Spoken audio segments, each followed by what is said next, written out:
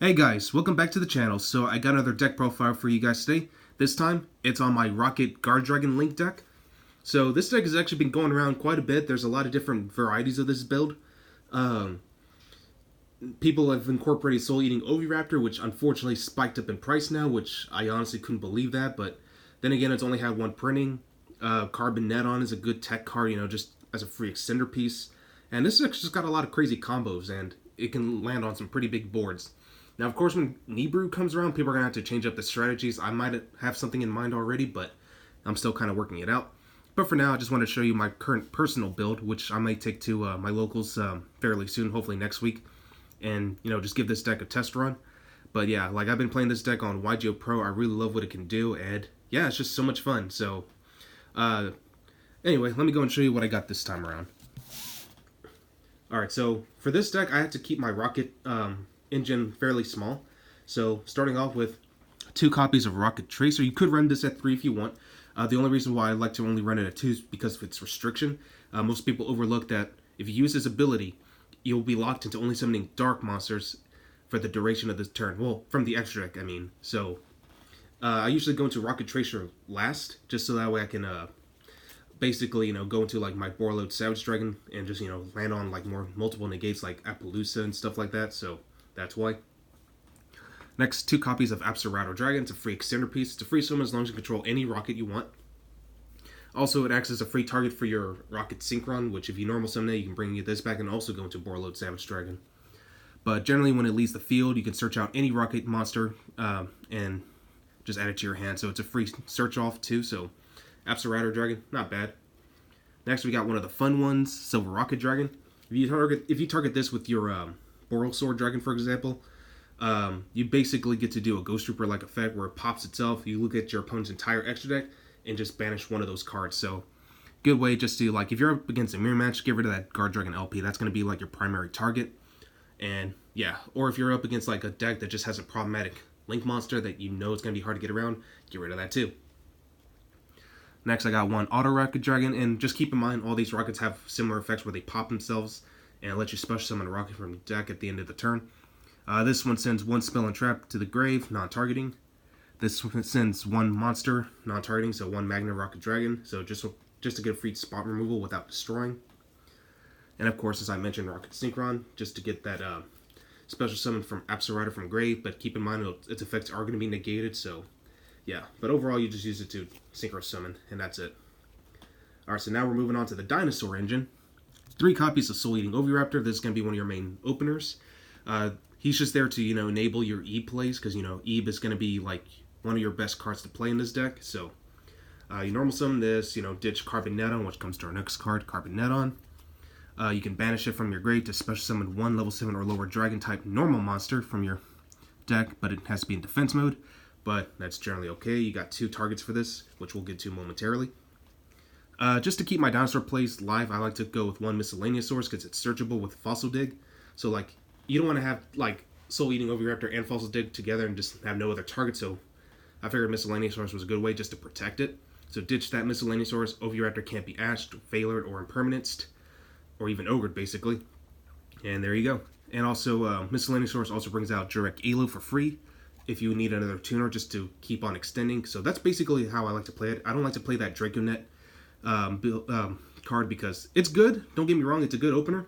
But the problem is, it's fragile. 1 failure and impermanence is all it takes just to stop it. And you pretty much just lost your turn right there. So that's why I prefer to play just dinosaurs only with this, and that's it. No Draconets. Next, World Chalice Guardragon. You bring this out with Ebe later, and just, you can also banish it to bring back one of your normal monsters. So World Chalice Guardragon, definitely a helpful card. For my normal monsters, I go with Alexandrite Dragon.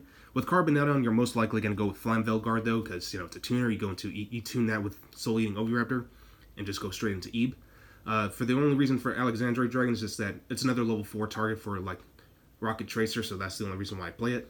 So I think these 2 are definitely going to be the best ones to go with. To finish up on my dragons, I got 1 Tempest, pretty self-explanatory why you run this. 1 Darkness Metal, also self-explanatory, and of course Destrudo. And that's generally it. And for hand traps, I only played the 3 Ash just because it's the most generically good hand trap in the game, so that's why. And that's pretty much it for my monsters. Alright, remove all that, and let's move to the spells. So for spells, going to be playing 3 copies of Quick Launch. This card is not once per turn. You can special summon 1 rocket monster from your deck, but it cannot attack. But that's fine. You don't use them for attack, just to attack anyway. You just use them to extend. So that's the only reason why you want to run Quick Launch at 3. Again, 3 Fossil Dig. You know, always like to keep this card live, so that way you can also search out your dinosaurs and just, you know, extend from there. 3 Called by the Grave. As I did mention, like, this deck is susceptible to 1 hand trap, or some other hand traps. So if you, all it takes is 1 good hand trap just to stop your play. So definitely need to be able to protect yourself. So that's why I don't like to run the Draco Nets, because that's like literally the most fragile combo piece. I actually like to run 2 Super Poly in my deck because I actually saw this from MST TV, and I thought it was a pretty good tech to run. And I was actually thinking of running this anyway, because you have 2 Super Poly targets. So again, good for the mirror match, good against pendulums, you know, because, you know, they'll be playing Guard Dragons as well. So that's the only reason why I like to run Super Poly. I'm running 2 copies of World Legacy Guard Dragon, which I was surprised this also spiked up in price. I got these for like $2 a piece back then. I actually have a full playset, but I'm only going to run 2 in this deck, just because, you know, it does brick and it's a hard once per turn. I'm also running 1 World Legacy Succession. You know, it's Monster Reborn. That's searchable through Ebe. So if you didn't open up with 1, you can always search out the other. And then for the 1, it's got 1 Ravine, since it's searchable through Romulus, 1 Dragon Shrine, and of course Foolish Burial. And that's generally it. So that's 40 cards in the main deck. Yeah. So now let's go ahead and move on to the extra deck. Of course, I'm going to be playing 1 Hieratic Seal, you know, just for free disruption, and also brings out more dragons. Got Romulus, which searches out your Dragon Ravine. I've seen people play Lambda. I might switch out to that, but again, if you accidentally use Rocket Tracer's effect, you'll potentially be locked in, so that's why I prefer to play Beat Cop instead. So, in my opinion, I think Beat Cop's just the better choice.